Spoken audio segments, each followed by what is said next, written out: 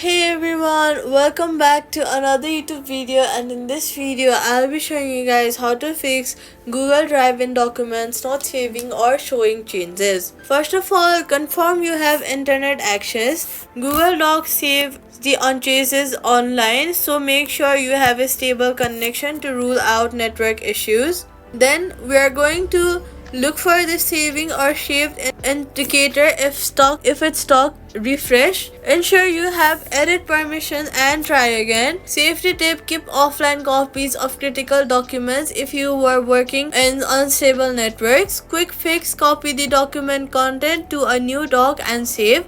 That often forces a fresh save cycle. And that's it. Subscribe for more fixes and tutorials, and see you guys in the next